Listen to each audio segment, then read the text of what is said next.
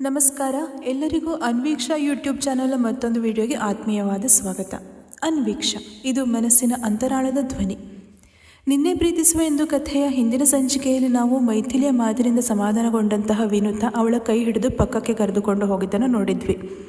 ಹಾಗೆ ಅಭಿರಾಮ್ ಮಾತಿಗೆ ಅಗ್ನಿ ಕೂಡ ಕೆಂಗಣ್ಣು ಬೀರಿದ್ದನ್ನು ನೋಡಿದ್ವಿ. ಮುಂದುವರೆದು ಈ ಸಂಚಿಕೆಯಲ್ಲಿ ಮೈಥಿಲಿ ಮತ್ತು ವಿನುತಾ ಇಬ್ಬರು ಅಲ್ಲಿಂದ ಸರಿದು ಹೋಗ್ತಾ ಇದ್ದ ಹಾಗೆ ಅಗ್ನಿ ತನ್ನ ತಮ್ಮ ಅಭಿರಾಮ್ ಕಡೆಗೆ ಮತ್ತೊಮ್ಮೆ ಕೆಂಗಣ್ಣಿನ ಉರಿನೋಟವನ್ನು ಬೀರಿದ್ದ. ಅವನು ಅಭಿರಾಮ್ ರೀತಿ ಅಲ್ಲ, ಹೆಣ್ಣು ಮಕ್ಕಳ ಜೊತೆಗೆ ಅಳೆದು ತೂಗಿ ಗೌರವದಿಂದ ಮಾತನಾಡುವ ವ್ಯಕ್ತಿತ್ವ ಅವನದ್ದು. ಅಭಿರಾಮ್ ವಿನುತಾಗೆ ಅಷ್ಟೆಲ್ಲ ಬೈದಿದ್ದು ಅಗ್ನಿಗೂ ಕೂಡ ಹಿಡಿಸಿರಲಿಲ್ಲ. ಹಾಗಾಗಿ ತಮ್ಮನತ್ತ ಮತ್ತೆ ಉರಿನೋಟವನ್ನು ಬೀರಿದ್ದ.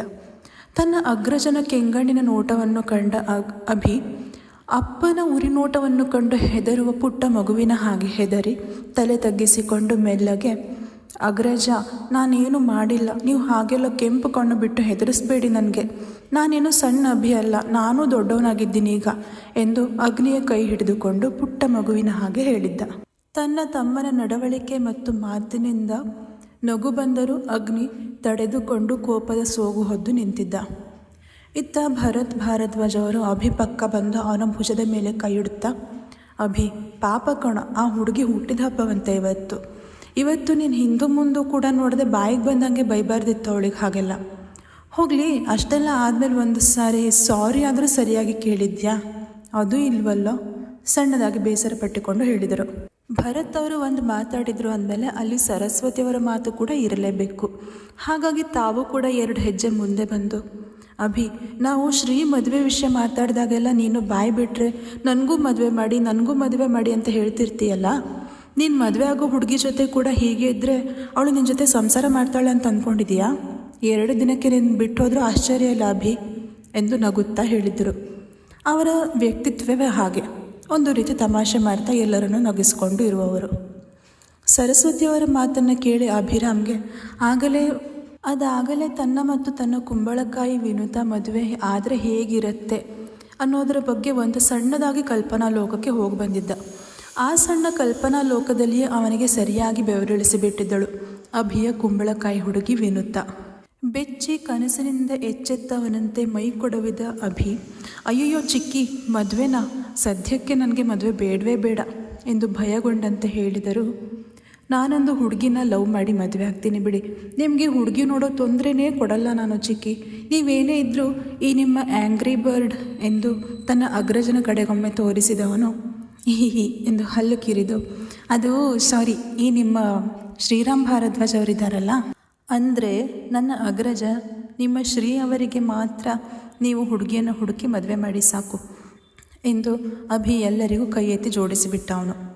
ಅಭಿರಾಮ್ ತಮಾಷೆಯ ಸ್ವಭಾವದ ಅರಿವಿದ್ದ ಸರಸ್ವತಿ ಮತ್ತು ಭರತ್ ಇಬ್ಬರು ಅವನ ನಟನೆಯನ್ನು ನೋಡಿ ನಕ್ಕಿದ್ರು. ಆದರೆ ಅಗ್ನಿ ಮತ್ತು ಕೌಸಲ್ಯ ದೇವಿ ಇಬ್ಬರು ಮಾತ್ರ ಗಂಭೀರವಾಗಿ ನಿಂತು ಅವನನ್ನು ನೋಡ್ತಾ ಇದ್ರು. ಅಭಿ, ನೀನು ಮಾಡಿದ್ದು ತಪ್ಪು. ದೇವಸ್ಥಾನದಲ್ಲಿ ಒಂದು ಹುಡುಗಿಗೆ ಆ ರೀತಿ ಬೈಬಾರ್ದಿತ್ತು ನೀನು. ಮೊದಲು ಹೋಗಿ ಆ ಹುಡುಗಿ ಹತ್ರ ಹೋಗಿ ಸರಿಯಾಗಿ ಮಾತನಾಡಿ ಸಾರಿ ಕೇಳಿ ಬಾ ಹೋಗು. ಅಗ್ನಿ ಮತ್ತು ಕೌಸಲ್ಯ ದೇವಿ ಇಬ್ಬರು ಒಂದು ಪದವೂ ಆಚೀಚೆ ಆಗದಂತೆ ಒಟ್ಟಿಗೆ ಒಂದೇ ಮಾತನ್ನು ಹೇಳಿದರು. ಅಗ್ನಿ, ಕೌಸಲ್ಯ ದೇವಿಯವರದ್ದೇ ಪಡಿಯಚ್ಚು. ಅಂದ ಮೇಲೆ ತಾಯಿಯ ಹಾಗೆ ಮಗನು ಗಂಭೀರ, ಆದರೆ ತಾಯಿಯ ಜೊತೆಗೆ ಮಾತಿಲ್ಲ, ಕಥೆ ಇಲ್ಲ ಅವನದ್ದು. ತಾಯಿ ಮಗ ಆದರೂ ಯಾಕೆ ಈ ರೀತಿ ದೂರ? ನೋಡೋಣ ಮುಂಬರುವ ಸಂಚಿಕೆಗಳಲ್ಲಿ ಆ ಬಗ್ಗೆ. ಅಭಿ, ಹೋಗು ಸಾರಿ ಕೇಳಿ ಬಾ ಅಂತ ಹೇಳಿದೆ ತಾನೆ? ಅಗ್ನಿ ಮತ್ತೊಮ್ಮೆ ಗಂಭೀರವಾಗಿ ಹೇಳಿದ್ದ. ಅಗ್ರಜ, ಅದು ಈಗ ಬೇಡ, ಆಮೇಲೆ ಸಾರಿ ಕೇಳ್ತೀನಿ ಮೆಲ್ಲಗೆ ಹೇಳಿದ ಅಭಿ. ಬೈಯೋವಾಗ ಯಾರಿದ್ದಾರೆ ಇಲ್ಲ ಅಂತ ನೋಡಿದೆ ಹಾಗೆ ಬೈದೆ ತಾನೆ? ಈಗಲೂ ಕೂಡ ಈಗ ಅಂದರೆ ಈಗಲೇ ಹೋಗಿ ಸಾರಿ ಕೇಳ್ಬಾ ಹೋಗು ಅಭಿ, ಇಲ್ಲ ಅಂದರೆ ನೀನು ಸಾರಿ ಕೇಳೋವರೆಗೂ ನಾವು ಯಾರೂ ಮನೆಗೆ ಹೋಗಲ್ಲ. ಕೌಸಲ್ಯ ದೇವಿಯವರು ಕೂಡ ಅಗ್ನಿಯಂತೆ ಗಂಭೀರವಾಗಿ ಹೇಳಿದರು, ಚಿಕ್ಕ ಮಗನನ್ನು ಬಗ್ಗಿಸುವ ಸಲುವಾಗಿ. ಇಲ್ಲವೆಂದರೆ ಇವನು ಮೊಂಡು ಹಠ ಮಾಡುತ್ತಾ ಹಾಗೆ ಉಳಿದು ಬಿಡುತ್ತಾನೆ ಎನ್ನಿಸಿತು ಅವರಿಗೆ. ತನ್ನ ತಾಯಿಯ ಮಾತಿಗೆ ಸಣ್ಣದಾಗಿ ಹೆದರಿದ ಅಭಿ ಸಹಾಯಕ್ಕೆ ಬರುವಂತೆ ತನ್ನ ಅಗ್ರಜನ ಮುಖವನ್ನು ನೋಡಿದ. ಅಗ್ನಿಯೋ ತನಗೂ ಇದಕ್ಕೂ ಸಂಬಂಧವೇ ಇಲ್ಲ ಅನ್ನೋ ಹಾಗೆ ಮುಖ ಮಾಡಿ ಎತ್ತರ ನೋಡುತ್ತಾ ನಿಂತ. ಅಗ್ರಜ, ಪ್ಲೀಸ್ ಹೆಲ್ಪ್ ಮಾಡಿ, ನಾಯಿ ಮರಿಯಂತೆ ಮುಖ ಮಾಡಿಕೊಂಡು ಸಣ್ಣದಾಗಿ ಕೇಳಿದ್ದ ಅಭಿ. ಅಗ್ನಿ ತಮ್ಮನ ಕಡೆಗೆ ಒಮ್ಮೆ ಓರೆ ನೋಟದಲ್ಲಿ ನೋಡಿ, ಚಿಕ್ಕು, ನನಗೆ ತುಂಬ ಕಾಲು ನೋವು ಶುರುವಾದಂಗೆ ಅನ್ನಿಸ್ತಿದೆ, ನಾನು ಇಲ್ಲೇ ಇರ್ತೀನಿ, ಬೇಗ ಬರೋದಕ್ಕೆ ಹೇಳಿ ಎಂದು ಕುಂಟುತ್ತಾ ಅಗ್ನಿ ತಾನು ಮೊದಲು ಕುಳಿತಿದ್ದ ಜಾಗದಲ್ಲೇ ಹೋಗಿ ಕುಳಿತ. ಆದರೆ ಅವನು ಕುಳಿತಿದ್ದು ಮಾತ್ರ ಮೈಥಿಲಿ ಕುಳಿತಿದ್ದ ಜಾಗದಲ್ಲಾಗಿತ್ತು.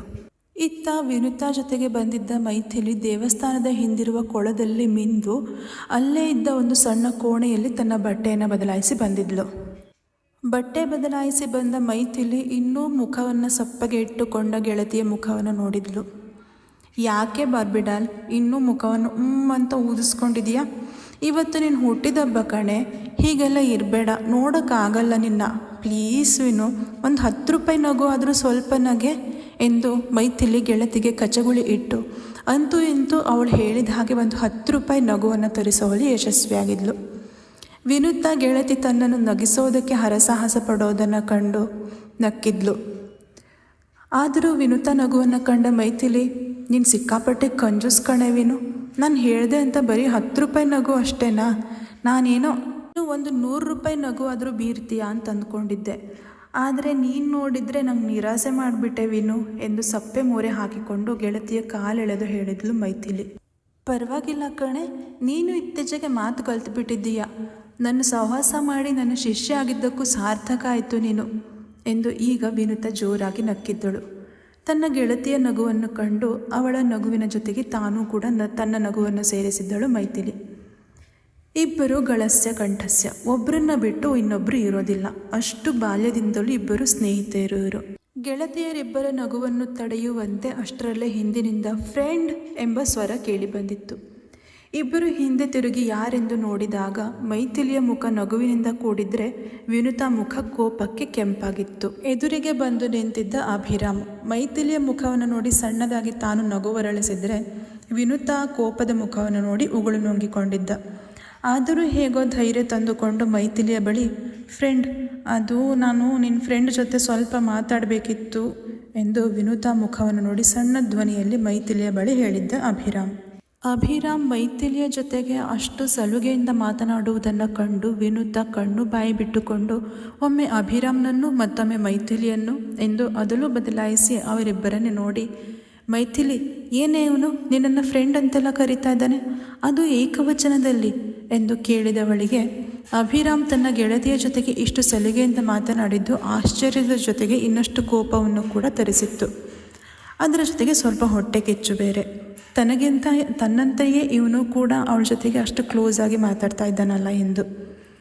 ಅಸಲಿಗೆ ಇವರಿಬ್ಬರ ನಡುವೆ ಸ್ನೇಹ ಒಂದು ಬೆಳೆದಿದೆ ಅನ್ನೋದು ಅವಳಿಗೆ ಗೊತ್ತೇ ಇರಲಿಲ್ವಲ್ಲ ಇನ್ನೂ ಕೂಡ. ಅಲ್ಲಿ ಆಗಲೇ ಅಗ್ನಿ ತನ್ನ ತಮ್ಮ ಮೈಥಿಲಿಯ ಜೊತೆಗೆ ಸ್ನೇಹದಿಂದ ಬೆರೆತು ಮಾತನಾಡುವುದನ್ನು ನೋಡಿ ಅವನು ಹೊಟ್ಟೆ ಕಿಚ್ಚು ಪಟ್ಕೊಂಡ್ರೆ, ಈಗ ಇಲ್ಲಿ ವಿನುತಾ ಅಭಿ ತನ್ನ ಗೆಳತಿಯನ್ನು ಫ್ರೆಂಡ್ ಎಂದು ಅವಳ ಜೊತೆಗೆ ಏಕವಚನದಲ್ಲಿ ಮಾತನಾಡೋದನ್ನು ಕೇಳಿ ಇವಳು ಹೊಟ್ಟೆ ಕಿಚ್ಚು ಪಟ್ಕೊಂಡಿದ್ಲು. ಜೊತೆಗೆ ಕೋಪ ಬೇರೆ ಮಾಡಿಕೊಂಡು ಅವನನ್ನು ಕಿಕ್ಕರಿಸಿ ನೋಡ್ತಾ ಇದ್ಲು.